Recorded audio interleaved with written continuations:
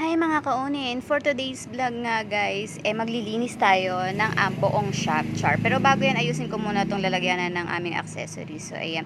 So after nito, lilinisin ko to yung stante dito sa aking tabi. Kasi nga, every month ako naglilinis guys. So hindi nyo lang napapansin, pero masipag po talaga ako char.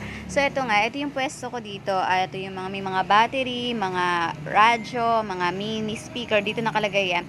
So, iyan guys. So, lilinisin natin para mabawasan konti yung mga alikabok. Char. So, hindi kasi pag everyday ka talagang maglilinis dito, ikaw rin ang papagurin mo lang din yung sarili mo guys. So, bago yan, inom muna tayo ng aking coffee. Kasi nga, mayat maya naman yung alikabok. Ginagawa ko, every month lang ako naglilinis. So, parang pinagsigawan ko pang every month lang ako naglilinis. Pero totoo naman talaga. Pero masipag naman talaga ako guys. Everyday naman akong pumapasok. Yan, char. So, ayan nga. Ito naman yung pwesto ko na merong mga case ng mga pang-motor. Ayan. Yung tawag dito, holder ng mga motor. Ayan. Mahalikabok kasi talaga kasi guys. Kasi hindi ko rin naman sinasara yung mga ano dito, yung mga estante kasi open talaga to para kapag may bumili, dukot lang ako ng dukot. Ayan, so ito yan, yan, yung mga battery naman yung nakapwesto dito. So ayan, lilinisin din natin. Ito yung mga battery na to is mga battery ng mga dikipad natin guys. So marami pa rin talaga naghahanap ng mga battery na dikipad.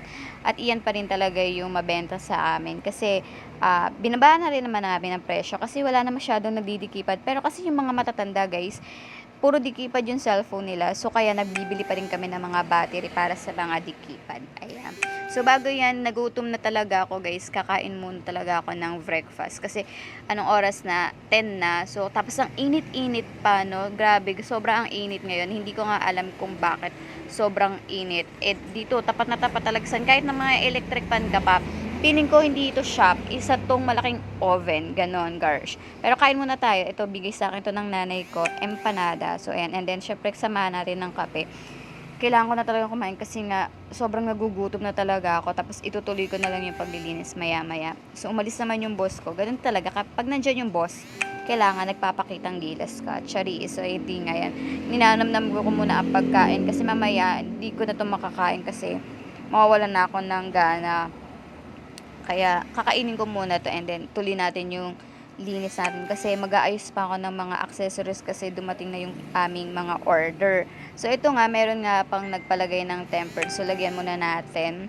Kaya ayoko rin maglilinis ng ganito araw-araw kasi syempre total pasmado pa ako guys. Lahat talaga ng dumi nakakapit sa kamay ko. Tapos ganyan may magpapalagay ng tempered guys. Hassle na hassle talaga kaya minsan lang talaga ako linis. Talagang finish ko talaga yung maglinis ng isang buwan, no.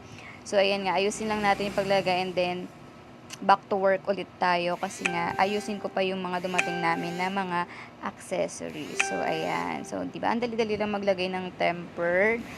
Basta ikaw is malinis maglagay ng tempered. Maraming customer na babalik. So ayan na nga, ito yung mga dumating na mga accessories namin, battery charger, mga cord at mga case. So ayusin lang natin yan.